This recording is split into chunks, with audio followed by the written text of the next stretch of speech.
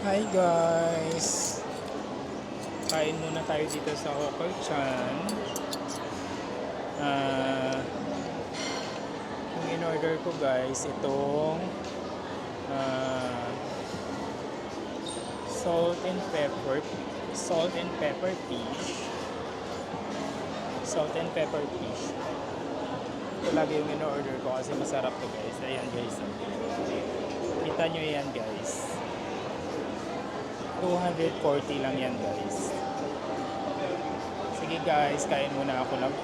Nagutom ako kakagala guys. Galing ako sa simbahan, nagsimba. Kaya kain muna ako. Kain muna ako guys.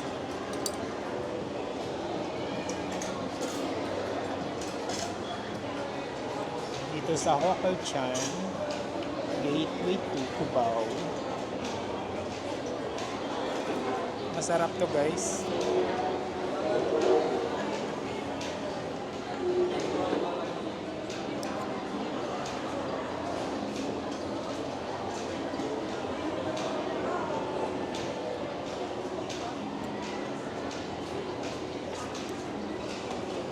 Oo, nang subo sa inyo.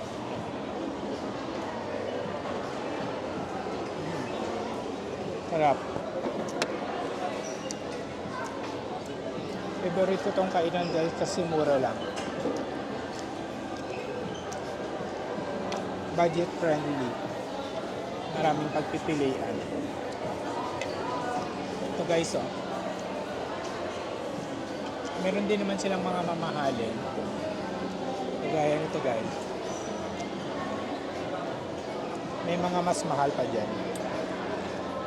Pero kung nagtitipid ka, marami ka namang pagpipilian. 240, meron na siyang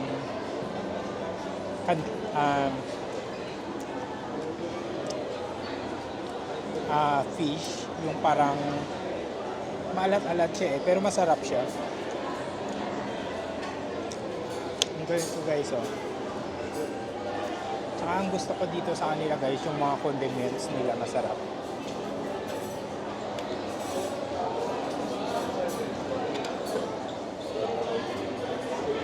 Nung nasa Singapore kami last month, hindi, nung June, kasi halos lahat ng kainan doon, puro hokers.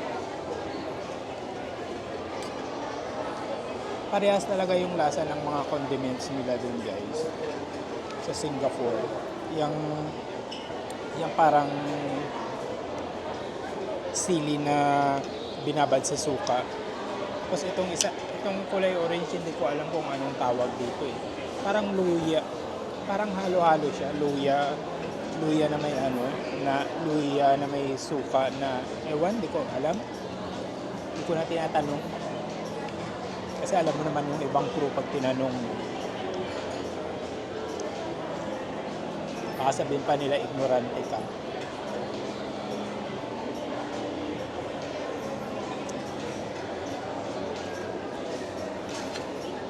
Basta masarap siya guys.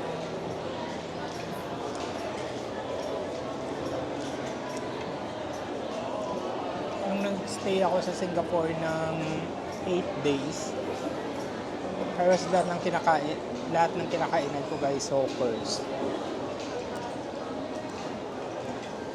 Doon ata nang galing sa Singapore yung hokers, yung Hokor-chan eh.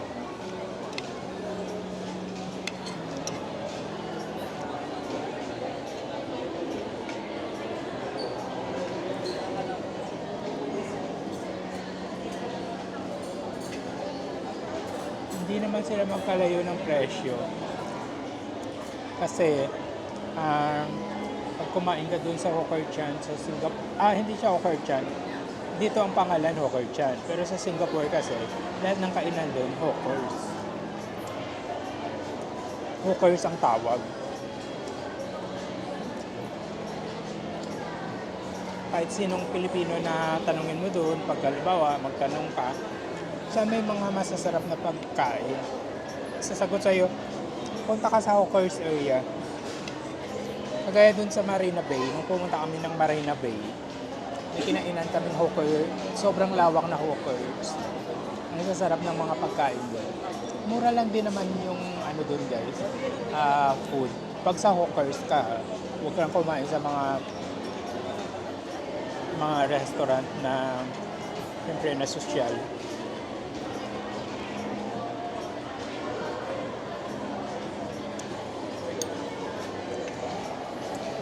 Sa Singapore, mahal talaga yung pagkain. Pero kung gusto mo magtipid, doon ka sa mga hawkers. Pero masasarap din naman. Siguro mga $7. $7, may $8. Mga more than, ano siya guys, $3.95. Ganun. Or $2.95. Ang mga presyo. Kasi, pag nag $5 siya guys, mga nasa 240 yun eh. Pero bihira lang kasi may 4. Kailangan marunong ka lang din pumili. Meron din, may kinailan akong murang hookers doon, yung sa tapat ng hotel namin sa Changi. Masarap yung ano doon, yung hookers. Sa Changi City area. Araw-araw doon ako kumakain. Pero ang kaibahan lang kasi ng hawkers sa Singapore guys, walang water, walang soft drinks. Kaya mapapamahal ka talaga guys. Tapos ang mahal pa doon sa Singapore yung water. Pagka syempre kakain ka sa hawkers sa Singapore, walang water doon na siniserve, walang soft drinks na siniserve. Pag nag-drinks ka, siguro yung in can nasa $3.95. Magkano din yun. Tapos yung water, 1.95. Dito sa atin, ano yan, mga nasa, yung water doon, yung bottled water dito sa atin, natag 10 pesos. Doon guys, $1.95. More than 100 siya, 98 pesos.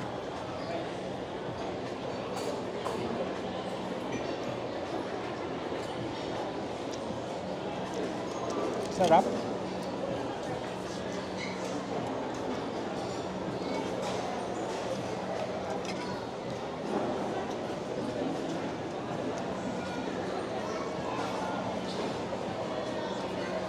Tapos pag nag-soft drinks ka doon, $2.95 yung in can, 2.95 i-divide i-times ko guys.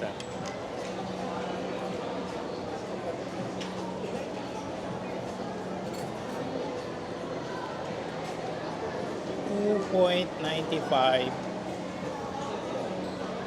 times 48 kasi 48 yung Singaporean dollars guys eh. Yung in-can guys, 141. Diba mahal? Kaya ang technique ko dun guys, may tumbler ako. Pag alis sa hotel, nagbabaon ako ng water.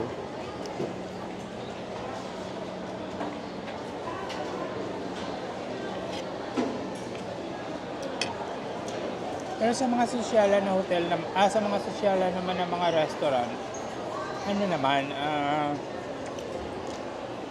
sa mga sosyalan na restaurant, may water silang siniserve.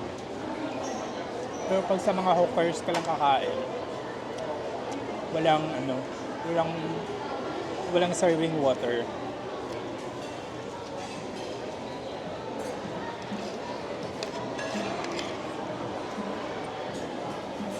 Nagutom ako guys kasi nagsimba ako sa Sagrada Pilipina, tapos tinor ko kayo sa Gateway 2 kasi marami akong kaibigan na nagre-request na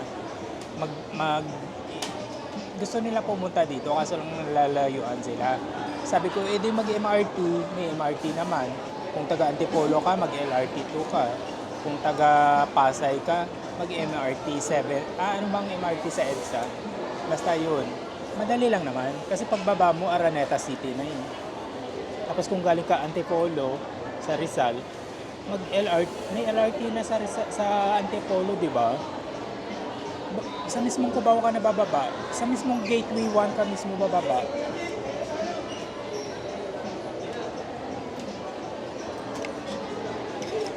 Kung galing ka naman ng Recto,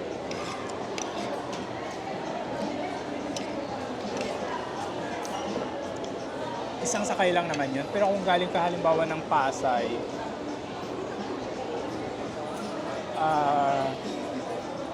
punta ka ng top station, tapos sakay ka ng MRT, tapos ang baba mo nun, Araneta Center Cubao Station, yun na yun.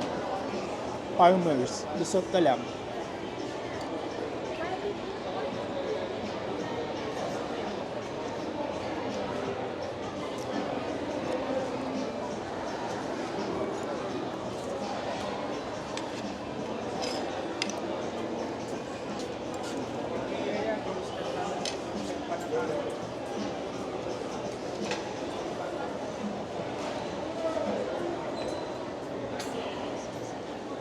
Pag nag 20 minutes, patayin ko guys ha. Kasi sayang naman yung memory.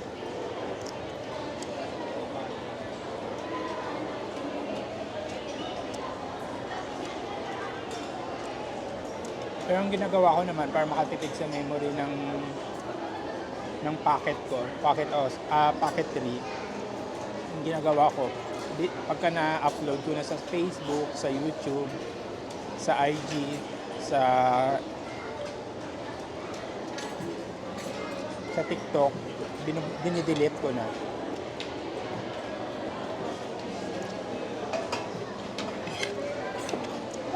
Para bawas sa memory.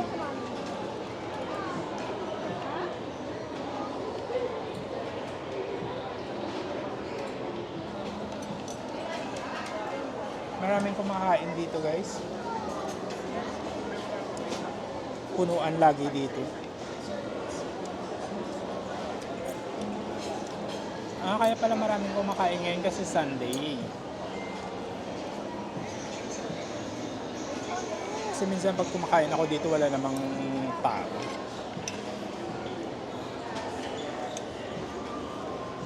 $140 lang tong kinain ko guys.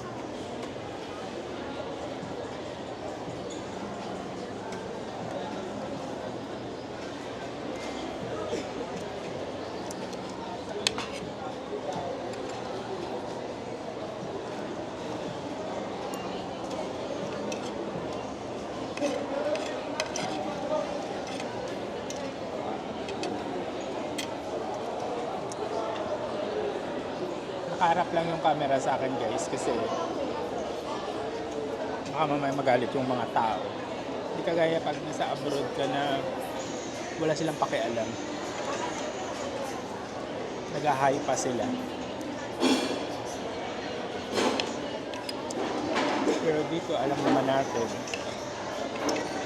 ingat-ingat lang.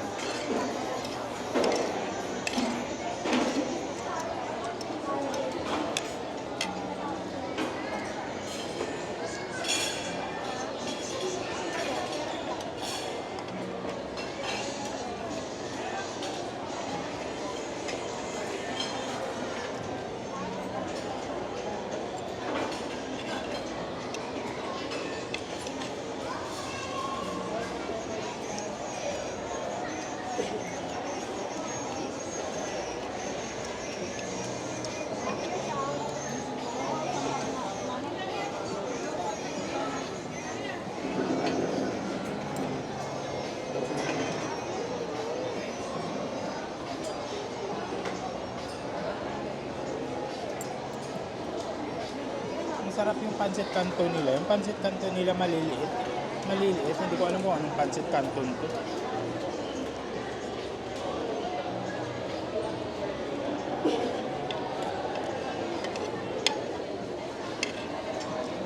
Kasama na yan lahat sa settings guys.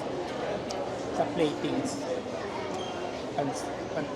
Pancit canton. Tapos merong chicharon.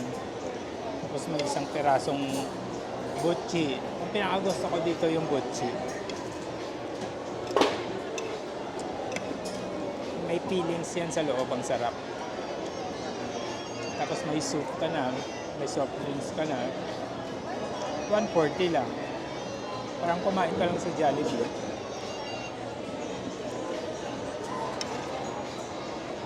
Pero may mga menu naman silang mahal.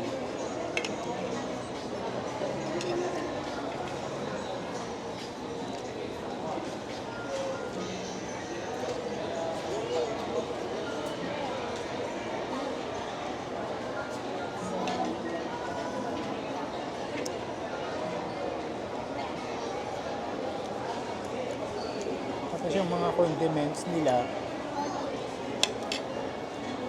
kagaya nito, pwede mo ilagay sa chicharon. Yung ito, pwede mo rin lagyan yung chicharon. Masarap siya.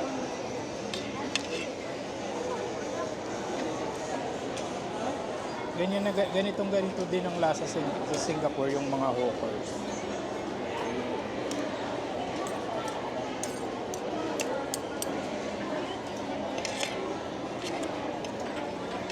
Ano na?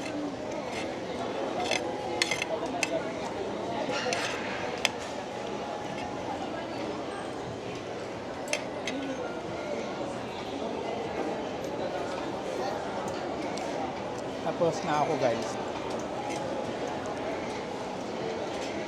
Tingnan ko lang itong sabaw.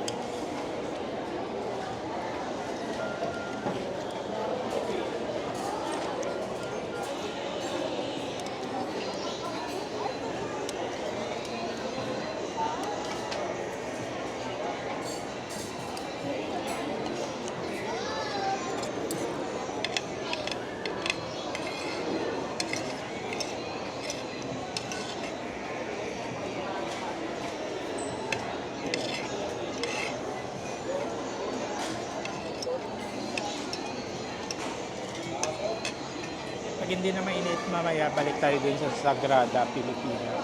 Yung sa rooftop, yung may simbahan. Kasi maganda yung view dun pagkagabi. Medyo madilim-dilim, maganda yung view dun.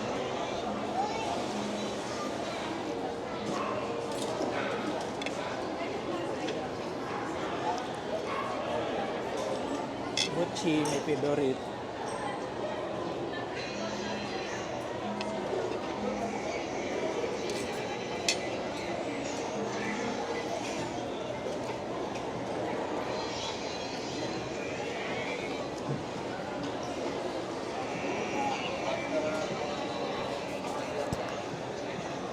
Bail out na tayo guys.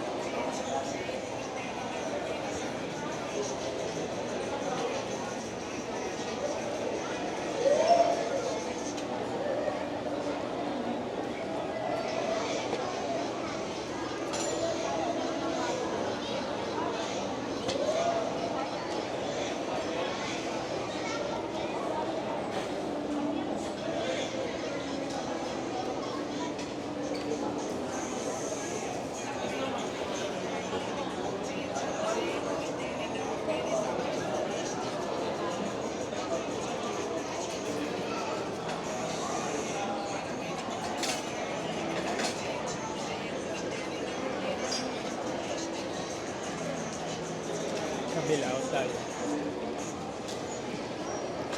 Bill out na ako guys.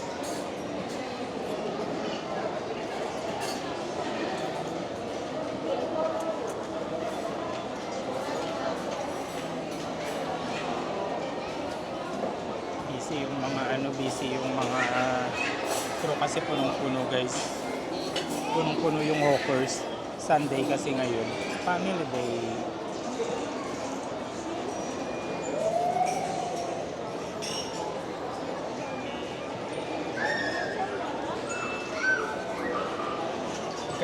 Mag-credit card ako kasi Tagal ko nang hindi nagagamit yung aking card. 240 lang naman.